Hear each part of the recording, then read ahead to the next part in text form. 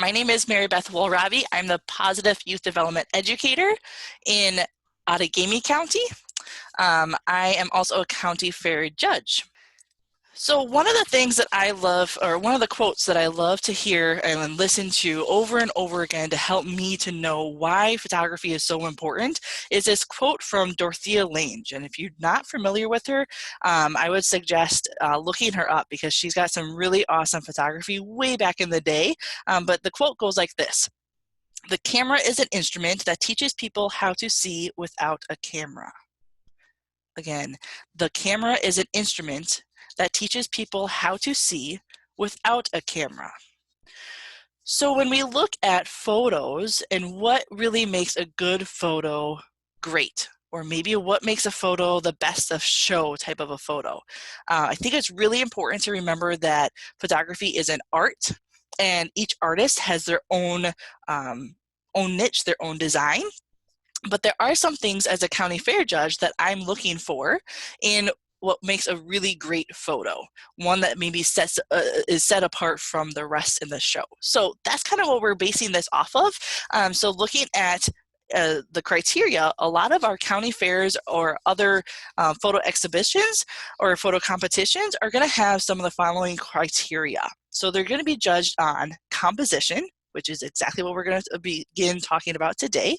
It's going to talk about the clarity is going to be one of those criterias. So clarity is talking about that print quality, but also the quality of the subject. Is the subject in focus, that technical quality, right? The storytelling, this is where you really become that artist, right? Are you that artist of, and really kind of showing your passion and interest of the subject and what is going on there. Is it effective in the storytelling too? Is it original to you? Is it something unique, right? That's a storytelling ability. Lastly, one that often gets forgotten about in a lot of judging criteria is that final presentation. Is that mounting of the photo and the print quality? So is it in color? Is it in black and white? What does that print quality look like as well? So all of those different things come together to make a really great photo even better, or what's maybe sets apart the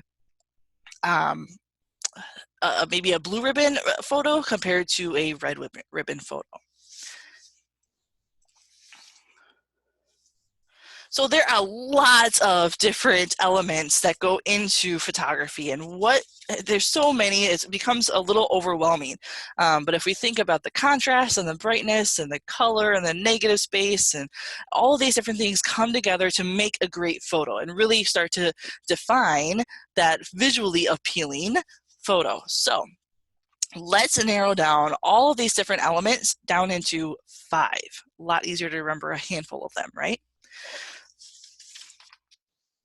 So in many ways, these 5 are connected, and you'll see that in some of our examples coming up. But the 5 are: get close. So instead of taking a far away photo, sometimes our subject desires to get close, and we'll talk more about that in a minute. Simple background. Third one is rule of thirds, and we'll talk about that if you haven't heard about that. That's a specific technique in photography too. Frame subject, or the framing. And the 5th one is leading lines. Okay, so for some examples, we have photo number 1. So this photo is captured, really when we think about people, we want to really capture expressions, facial expressions, right? Are they smiling? Are they sad? Are they being silly? What does that look like, right? So really getting in close to people and seeing what those expressions, and sometimes, like in this example, that relationship between those people. So getting in nice and close to those people. That also helps when we think about those 5, simplifying that background, because now there's nothing in the background here to distract us away from the people in the photo. Okay. Another example would be this little one. I want to encourage you too, something that we don't talk about necessarily in the top 5, are thinking about which direction we're taking our pictures as well. Oftentimes when we use our camera, we want to go one direction only, right? Maybe it's going up and down versus, or if we're using our phone versus our camera, sometimes we get into mode of comfortability, right? Which way is it easier to take a picture? One rule of thumb to keep in mind is if it's tall, shoot it tall. If it's wide, shoot it wide. Right? So thinking about people are often taller than they are wider, right? Unless of course they're sitting down or laying down, right? Different poses desire different directions. So this is an example, but I want to show you what it will look like going the other way too. In my perspective, now this is my nephew, so I'm a little more biased on this one too, but in my perspective, these are both really great photos, but they tell a little bit different story too, right? So getting in nice and close, and as you can see, by getting in close again, we simplify that background too. So don't be afraid to turn your camera the opposite direction of what you normally would do to see what kind of a composition, what kind of a photograph you could gather. Sometimes getting in close also means that we have to look at the details, or maybe we have to get into a different perspective or a different angle. So maybe it's getting down closer to the ground, like in this example, right? Possibly it's getting in close and turning around. Sometimes we forget to turn around and look at the details behind us too. I know I saw in the comments or in the chat, we had a lot of people that like to photograph nature. And so this is really important too in the nature world to turn around sometimes. Sometimes the lighting is even better in that realm too. When we talk about a simple background, it's not only seeing our subject and making sure our subject is in focus, but it's also being conscious of what is behind our subject. I use this example, this one that I have on the screen, because oftentimes when I was starting to photograph people, I would have them a little bit more straight on rather than this example, because I just thought that would look good and that was a better way. But when I started looking at it closer, I began to see it looked like their feet were coming out of their head. And that just wasn't visually appealing. So just taking it from a little bit different angle, you can see the feet are more towards the side and off the edge of the picture rather than right behind their head. So it really comes up in the factor of cleaning up that background and watching what comes out of their heads. I think of another example I learned from a county fair judge when I was in 4-H, and there were telephone poles or trees or candles coming out of people's heads too, right? And that often happens when we're either in nature or in a house as well. So being able to capture or pay attention to not only our subject, but also our background is really important. Another thing with a simple background to remember too is to watch that horizon line. And this is most importantly when we're taking pictures outside. But if we look at how this horizon line is above this individual's head, but it's also above the fence post too, it's really important to notice and to look at where they are and how they intersect with our subject. If the horizon line, so the edge of that water back there, we're going maybe straight through her head or maybe straight through her legs, that would give us a whole different perspective, and it wouldn't be as clean of a background or as visually appealing of a photo or pose as this one is. So similar to that, when we have something in our background, sometimes we just need to move or hide what's in the background. So if you can see in this photo, there is a tree behind these signs at Lambeau.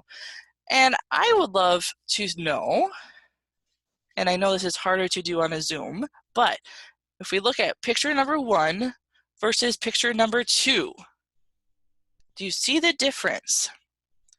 Right? So I started out with this photo, and I decided I didn't really want the tree behind the flags or behind the banners, so I moved it so it's just off to the side. Now, some people would say they like it behind because that way it's more hidden, but it's not completely hidden. So in very many ways, I would like to see the tree just a little bit, right? But so that's the type of thing that we're talking about, looking at what's behind the subject, not just our subject to know, okay? All right. When we talk about the rule of thirds, we're looking at what we call like a tic-tac-toe grid, right? So if you've ever played tic-tac-toe, you have 3 rows, 3 columns, right? And so you draw the 4 different lines to create this. And what we're talking about here with the rule of thirds is to have your subject is to place your subject as close to one of those 4 intersections as possible. The idea here is to get your subject out from that middle block and onto one of the lines or the intersections. This allows for a lot of different things. This allows for more of the leading lines and the framing that we'll talk about in a little bit.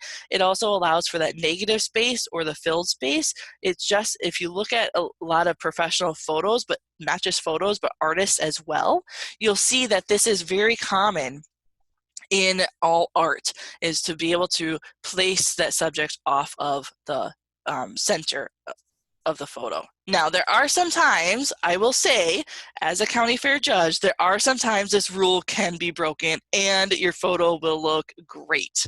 I have to say that this is one of the probably most popular rules to be ever broken in our society. So don't be afraid to center it, but really be thoughtful in how you center your subject, because it's really important that you have a really great photo and subject to be able to make that rule of thirds being broken work. Okay, so back to our grid. You can see this flower is down closer to that intersection, and then there's the whole photo. So a couple more examples for you. Here's another example of utilizing what we call that negative space.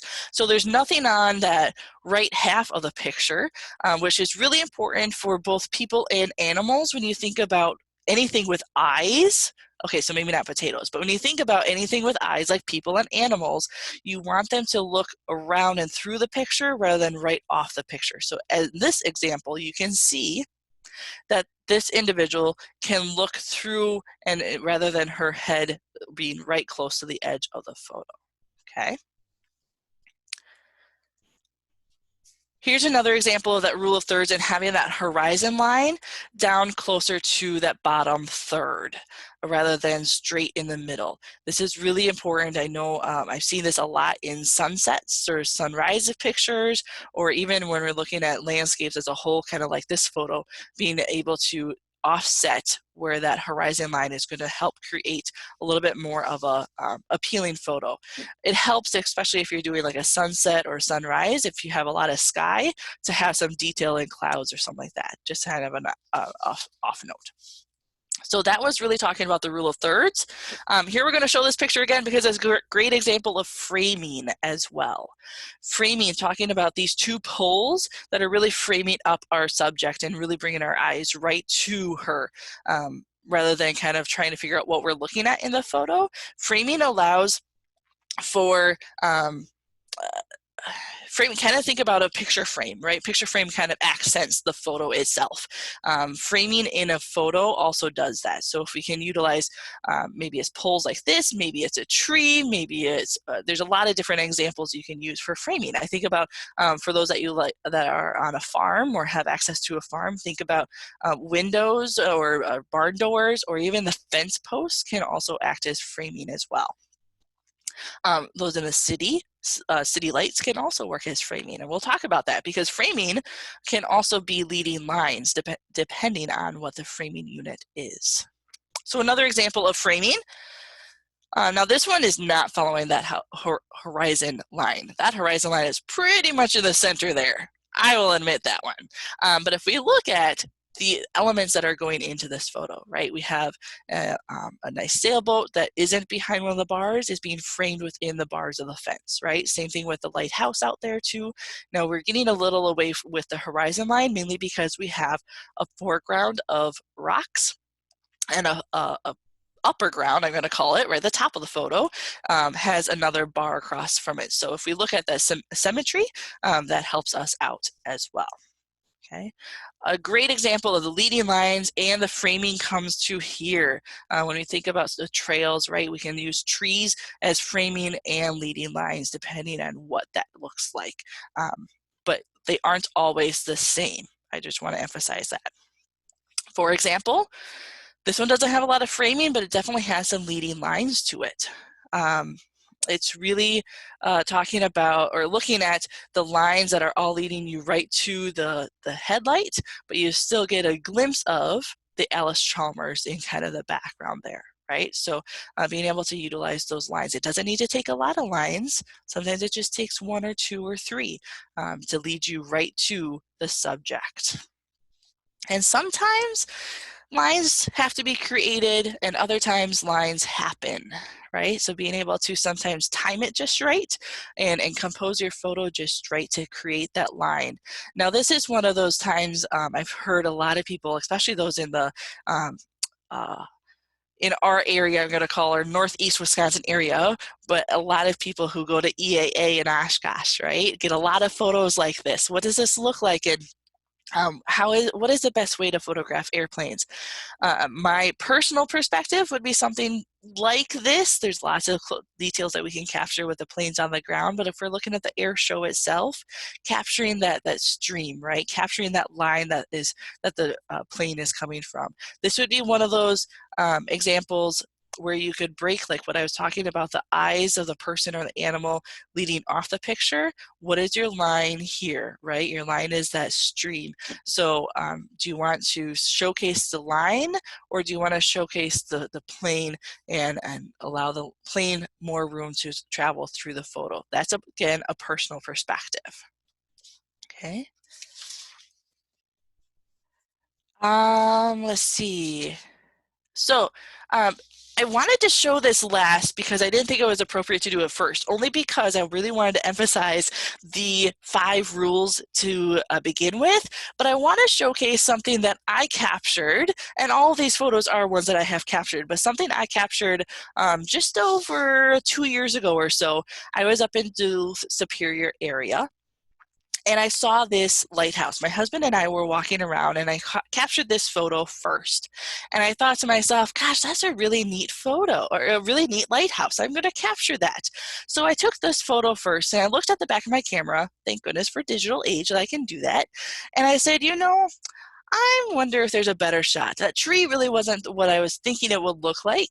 And so I wanted to eliminate the tree because it was still, I think it was in May, so not a lot of growth on the tree yet, so not really interesting. So I moved over a little bit and I captured this one. And as you can look, you can see that's a little bit more following those rule of thirds, right? And that leading line of the water leading up to the lighthouse too. But then I said, because we got the time, I'm going to keep walking and see what I can capture. So I captured another one and got a different angle. And I tell you, this is that same lighthouse, just a different angle. And so we captured another one here. And I just kept walking, and the last one that I captured was this one. So I really want to emphasize here how it's really important to capture more than one shot from different perspectives. Really being able to look at what makes the better shot, and sometimes it's hard to tell on the back of our cameras which one is that better shot. And luckily we do live in the digital age that we can take multiple pictures and see them instantly and see them side by side on our computer screens too. And so just remember, getting close sometimes needs a different perspective or a different angle too.